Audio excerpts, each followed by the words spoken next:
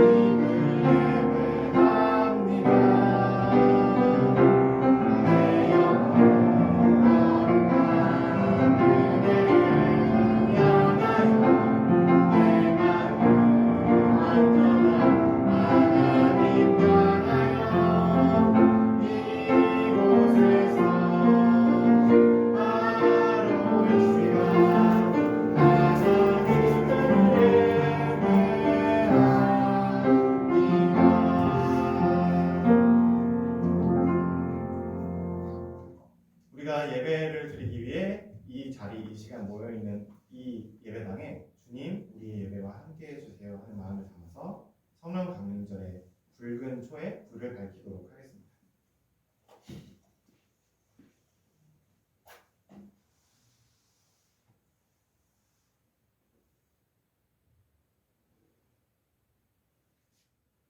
우리가 지금 막 밝힌 성령 강림절 초의 작은 불빛처럼 주님께서도 우리 한 사람 한 사람의 마음 가운데 작은 불빛 하나 밝혀 두셨습니다. 그리고 우리 안에 켜진 주님께서 켜주신 그 불빛을 따라 예배를 드리고 이렇게 함께 모여 예배를 드리고 하루하루를 살아가는 것이 예수님을 따라 살아가는 것이 그리스도인의 삶입니다. 우리 그것을 기억하면서 성령 강림절 예배로 나아가도록 하겠습니다. 자, 성령 강림절입니다. 말씀드린 대로 성령 강림절이 어떤 절기인지 알기 위해서 우리 말씀 이야기, 성경 이야기 속에서 성령 강림절이 어떻게 표현되고 있는지 함께 살펴볼 필요가 있을 것 같습니다. 함께 살펴보도록 하겠습니다. 그 두려움에 가득 차 있고 어둡고 혼란스럽고 스승님이 그 예수님께서 곁에 계시지 않는 그 깊은 어둠 가운데 우리가 어떻게 살아야 되지? 우리는 도대체 예수님을 따라서 어떻게 살 수 있지? 고민하고 걱정하고 있던 그 한 사람 한 사람 제자들에게 성령님이 내려오셨습니다. 성령님께서 그 제자들을 한 사람 한 사람을 꼭 끌어안아 주셨습니다. 성령님은 이런 분입니다. 혼란스럽고 텅 비어 있는 것 같고 어둠이 너무 짙게 깔려서 한치 앞도 보이지 않는 것 같은 자기 그 마음 가운데, 자기 삶 가운데 내려오셔서 나를 꼭 끌어안아 주시는 분이 하나님의 영, 성령님입니다. 그리고 우리가 영상에서 봤던 것처럼 성령님에게 꼭 끌어안겨진 사람은 자기 혼자만 끌어안겨져 있지 않습니다. 또 다른 사람, 또 다른 어지러움, 텅 빈, 짙은 어둠 가운데 있는 사람들을 찾아가서 성령님께서 그러신 것처럼, 예수님께서 그러신 것처럼 그들을 찾아가 꼭 끌어안습니다. 그게 바로 교회의 시작입니다. 그렇기 때문에 우리들 흔히 아는 것처럼 성령님께서 내려오셨을 때, 제자들에게 내려오셨을 때 교회가 이 땅에 태어났다고 이야기합니다. 자, 여러분, 우리는 지금 교회에 모여 있습니다. 그리고 우리가 알든 모르든 성령님의 인도하심을 받아서 성령님께서 우리를 이끌어 주셔서 이 자리에 모여서 하나님을 예배하고 있습니다. 우리가 앞으로 계속 이어지는 긴 성령 강림절기 동안 성령께서 어떤 분이신지, 또 예수님이 그리고 하나님이 어떤 분이신지 성령께서 보여주시는 그것에 따라서 우리가 하나님을 믿고 예수 그리스도를 따르는 그리스도인으로 살아가기를 간절히 소망합니다. 자, 주님께 드리는 경배의 찬양 함께 부르도록 하겠습니다.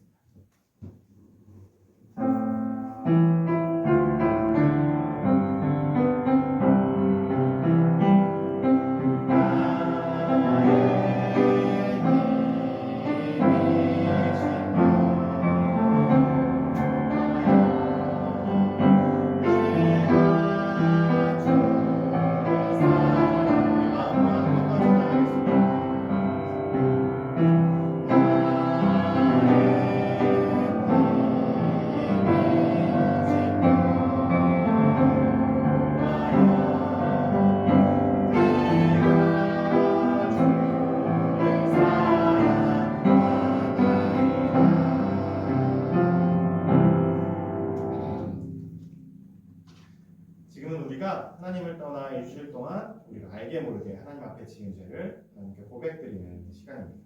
참회기도 우리 입술과 마음을 모아서 함께 드리도록 하겠습니다. 거룩하신 하나님, 우리는 또 일주일 동안 주님을 잊고 살았습니다. 자비로우신 하나님, 우리의 죄를 용서하소서.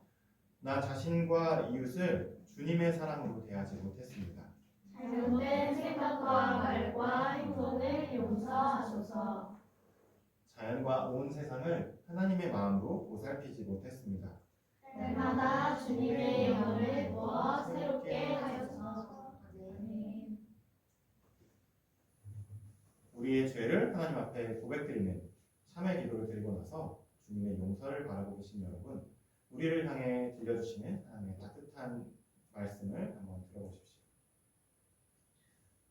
무서워하지 말아라, 내가 너와 함께 한단다. 놀라지 말아라, 나는 너의 하나님이란다. 내가 너를 잘하게 할 거야. 정말로 너를 도와줄 거야. 정말로 나의 의로운 오른손으로 너를 꼭 붙들어줄 거야. 지금은 성령 강림절 이번 주에 우리에게 주신 하나님의 말씀을 듣는 시간입니다.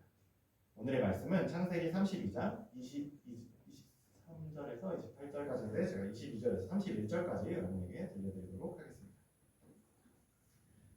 그 밤에 야곱은 일어나서 두 아내와 두 여종과 11 아들을 데리고 야복 나루를 건넜다. 야곱은 이렇게 식구들을 인도하여 개울을 건너보내고 자기에게 딸린 모든 소유도 건너보내고 난 다음에 뒤에 홀로 남았는데 어떤 이가 나타나 야곱을 붙잡고 동이 틀 때까지 씨름을 하였다. 그는 도저히 야곱을 이길 수 없다는 것을 알고서 야곱의 엉덩이 뼈를 쳤다. 야곱은 그와 씨름을 하다가 엉덩이 뼈를 다쳤다. 그가 날이 새려고 하니 놓아달라고 하였지만 야곱은 자기에게 축복해주지 않으면 보내지 않겠다고 떼를 썼다. 그가 야곱에게 물었다. 너의 이름이 무엇이냐? 야곱이 대답하였다. 야곱입니다. 그 사람이 말하였다. 네가 하나님과도 겨루어 이겼고 사람과도 겨루어 이겼으니 이제 너의 이름은 야곱이 아니라 이스라엘이다. 야곱이 말하였다. 당신의 이름이 무엇인지 가르쳐 주십시오. 그러나 그는 어찌하여 나의 이름을 묻느냐 하며 하면서 그 자리에서 야곱에게 축복하여 주었다. 야곱은 내가 하나님의 얼굴을 직접 뵙고도 목숨이 이렇게 붙어있구나 하면서 그곳 이름을 브니엘이라고 하였다. 그가 브니엘을 지날 때 해가 솟아올라서 그를 비추었다. 그는 엉덩이 뼈가 어긋났으므로 절뚝거리며 걸었다. 이는 하나님의 말씀입니다. 하나님 감사합니다. 네, 야곱이 집을 처음으로 떠나서 그 빈들에서 하나님을 만났습니다. 그리고 그곳의 이름을 하나님의 집이라는 뜻의 베델이라고 이름을 지었죠. 그리고 야곱은 하란 땅으로, 그 외삼촌 라반이 있는 하란 땅으로 계속 더 나아갔습니다. 그리고 그 하란 땅에서 외삼촌 라반을 만나서 그곳에서 오랜 시간 동안 외삼촌과 함께했습니다. 야곱이 하란 땅에서 머문 지 20년이 지났습니다. 엄마 리브가가 형 에서의 손에서 야곱을 구하기 위해서 얘야 며칠 동안만 너의 외삼촌 라반 외삼촌 집에 가 있어라 했던 것이 그 며칠이 20년이 지나는 거예요. 스무해가 훌쩍 지나버린 것이죠. 야곱은 그동안 그 20년 동안 외삼촌 라반의 집에 머물면서 남편이 되었고 아빠가 되었습니다. 그리고 그 사이에 야곱의 아빠 이삭과 엄마 리브가는 모두 하나님의 품으로 되돌아가고 말았습니다. 그들의 죽음을 지켜볼 수 없었죠. 고향 땅에는 야곱의 형 에서와 에서의 가족들만 남아 있었을 겁니다. 그러던 어느 날이었습니다. 하나님께서 야곱에게 나타나셨습니다. 이제 하란 땅을 떠나 드디어 20년 만에 약속의 땅, 그의 집으로 돌아가라고 하나님께서 말씀하시는 겁니다. 하지만 하나님께서 나타나셔서 야곱에게 직접 말씀하셨지만 야곱은 갑자기 가장 처음에 두려운 마음부터 벌컥 들었습니다. 20년이나 지났지만 내가 속여서 그 형의 축복을 가로챘던 화가 많이 났던 그 형의 화가 20년이나 지났지만 아직도 풀리지 않았으면 어쩌지? 형이 나를 만나면 그래서 나를 죽이려고 하면 나는 어떻게 해야 되지? 하고 야곱은 몹시 두려웠습니다. 그래도 야곱은 며칠 동안 끙끙대다 하나님께서 들려주셨기 때문에 그 베델에서 만난 하나님께서 말씀해 주셨기 때문에 용기를 내어 하나님의 말씀대로 약속의 땅으로 향하기로 했습니다. 그리고 그 길에는 이제는 야곱 혼자가 아니라 야곱의 새로운 가족들이 함께였습니다. 그렇지만 한 발자국 한 발자국 고향에 가까워져 갈수록 야곱의 가슴은 점점 더 떨려왔습니다. 그리고 오랜 동안 믿고 살았던 형 에서의 모습이 형이 어떤 사람이었는지가 생생하게 머릿속에 떠오르기 시작했습니다. 아주 강하고 힘세고 날쌘 사냥꾼 에서. 더군다나 야곱이 새로운 가족이 하나님 땅에서 생겼던 것처럼 형 에서도 자기처럼 힘센 사람들을 거느린 우두머리가 되었을 게 뻔했습니다. 에서와 에서의 세계를 생각할수록 야곱은 점점 더 움츠러들었습니다. 그래서 에서를 피해서 숨고만 싶어졌습니다. 두려움이 야곱을 확 덮쳐서 꼼짝달싹도 할 수 없었습니다. 그래도 어찌어찌 가족들과 함께 앞으로 야곱은 나아갔고 이제 야곱이 약속의 땅 바로 호압까지 오게 되었습니다. 야곱 앞에 바로 놓여져 있는 작은 강을 하나 건너기만 하면 바로 그 땅에 들어가게 됩니다. 형 에서가 살고 있는 땅, 바로 그 땅이 말이죠. 야곱은 먼저 형 에서가 아직도 자기를 미워하고 있는지 여전히 자기를 죽이고 복수하고 싶어 하는지 알기 원했습니다. 그래서 자기보다 먼저 심부름꾼들을 앞서 보냈습니다. 형 에서에게 보낸 것입니다. 그런데 얼마 뒤에 심부름꾼들이 에서 형을 만나고 나서 돌아왔습니다. 그리고 헐레벌떡 돌아와 야곱에게 이렇게 이야기했습니다. 야곱 어르신, 지금 큰일 났습니다. 어르신의 형님 에서가 지금 400명이나 되는 장정들을 데리고 지금 이곳으로 달려오고 있습니다. 라고 심부름꾼이 다급하게 이야기하는 것이 아니겠습니까? 야곱은 다시 한번 큰 두려움에 휩싸였습니다. 손과 발이 덜덜덜덜덜 떨리기 시작했습니다. 하지만 야곱은 가만히 있을 수 없었습니다. 가족들을 살려야 하니까요. 야곱은 온 가족과 자기가 거느리고 온 가축대를 둘로 나누었습니다. 혹시 에서가 와서 한쪽을 공격해서 치더라도 한쪽은 그동안 도망쳐서 살리기 위해서였습니다. 그리고 또 한 가지를 생각해낸 게 바로 이것이었습니다. 형 에서에게 줄 큰 선물을 3개 준비하는 거였습니다. 그래서 차례 첫 번째, 두 번째, 세 번째 선물을 심부름꾼들에게 들려서 에서 형에게 보낸 뒤에 에서 형이 이것들은 도대체 무엇이요? 하고 물으면 이것들은 당신의 동생 야곱이 당신에게 주려고 보낸 큰 선물입니다. 하고 그 심부름꾼들에게 이야기하게 했습니다. 혹시나 형의 에서가 그 3번의 선물을 하나, 두 번, 3번 받는 동안 형의 화가 점점점 누그러들진 않을까, 화가 풀리진 않을까 하는 마음에서 야곱이 그런 꾀를 내었던 것입니다. 선물들을 보내고 나서 맨 마지막으로 야곱은 2 아내와 2 여종과 11 아들을 데리고서 마지막으로 그 약속의 땅으로 들어가는 강물을 건넜습니다. 그 사이에 한밤중이 되었습니다. 그리고 그 자기 아내와 여종과 아들들 먼저 보내고 나서 깊은 어둠 속에 야곱은 홀로 남게 되었습니다. 두렵고 떨리는 마음 때문에 도저히 잠이 오질 않아서 야곱은 밖에 나와 홀로 끙끙거리고 있었습니다. 그런데 바로 그때였습니다. 탐치 앞도 알 수 없는 짙은 어둠 속에서 사람의 모양이 하나 나타납니다. 야곱은 처음에는 깜짝 놀라 얼어붙었습니다. 에서였습니다. 하지만 이내 그 사람이 형 에서가 아니라는 것을 알아차렸습니다. 그런데 야곱이 갑자기 이상한 사람이 된 것처럼 야곱은 갑자기 자리에서 박차올라서 짙은 어둠 속에서 나타난 그 사람을 향해 다짜고짜 덤벼드는 것이 아니겠습니까? 그렇게 두 사람이 뒤엉키더니 목숨을 건든 어마어마한 다툼이, 씨름이 시작되었습니다. 처음에는 야곱이 밀리는 듯 하다가도 그가 하도 끈질기게 붙잡고 매달리는 바람에 도저히 승부가 나질 않았습니다. 한밤중에 시작된 그 씨름이 동이 터오를 때까지 계속되었습니다. 어둠 속에서 나타났던 그 사람은 도저히 야곱을 이길 수 없다는 것을 알게 되었습니다. 그래서 야곱의 엉덩이뼈를 힘껏 쳤습니다.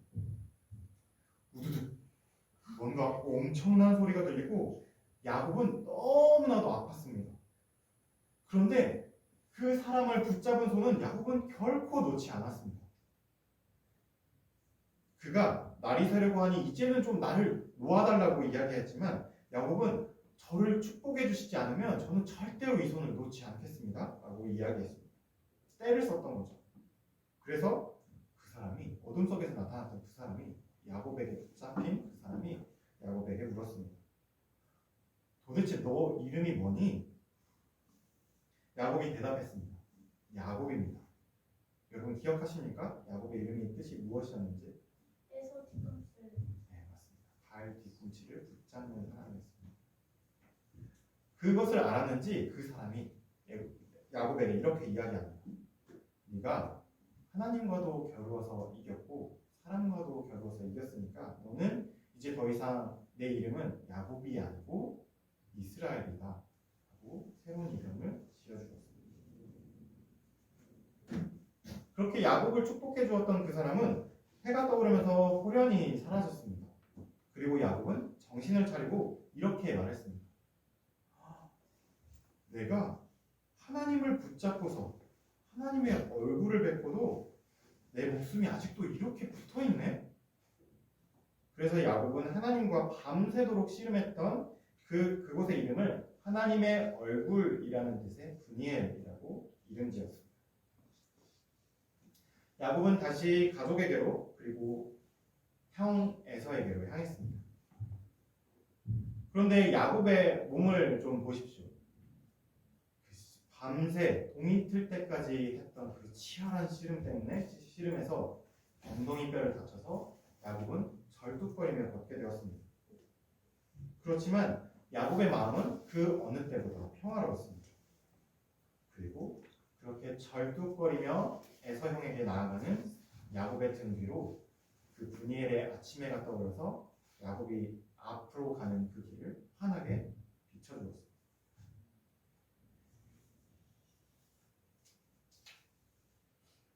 네.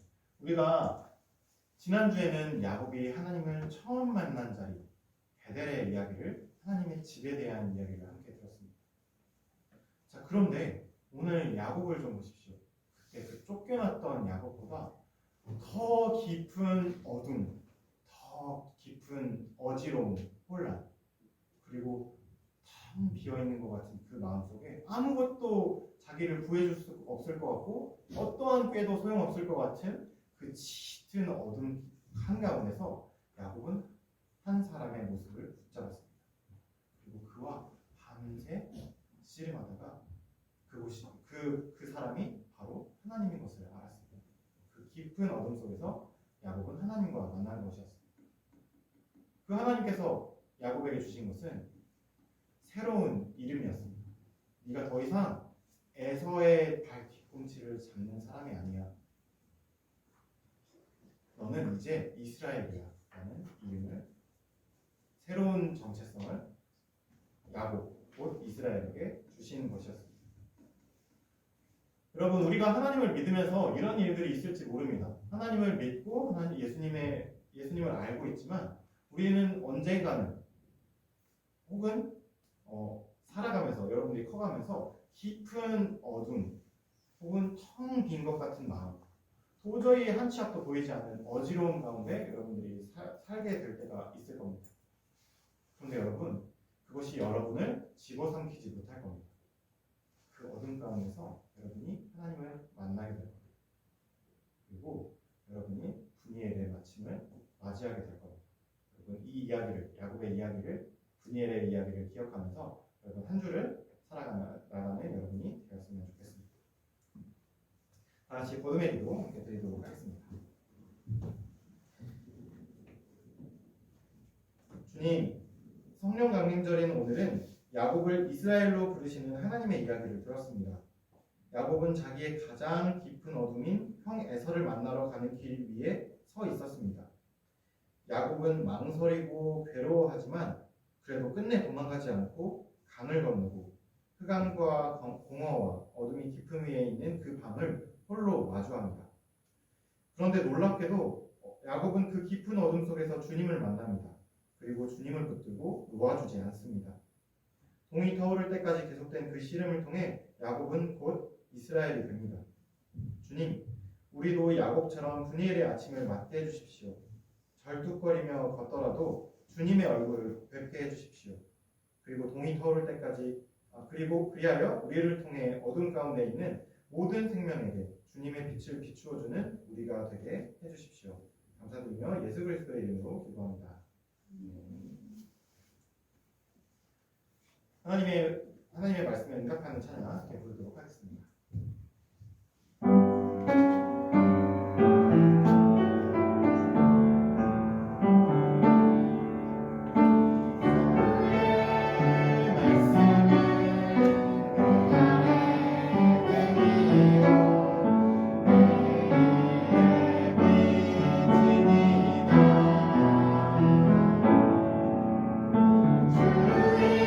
주의 말씀은 내 맘에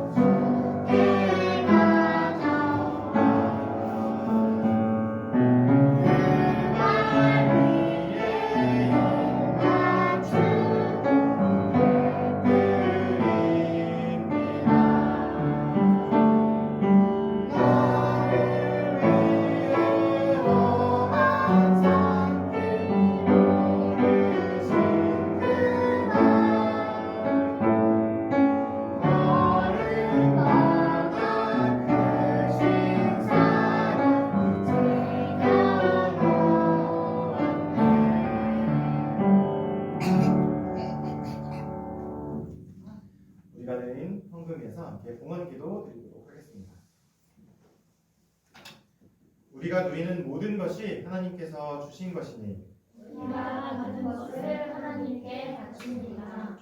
주님, 우리를 통해 하나님의 나라를 이 땅 위에 이루어 주소서. 예수 그리스도의 이름으로 기도합니다. 아멘. 자, 지금은 평화의 인사를 나누는 시간입니다. 자, 서로 눈을 마주보면서 우리 주님의 평화를 빕니다. 주님을 나와라 평화를 주님의 평화를 자, 이제 보냄의 말씀입니다.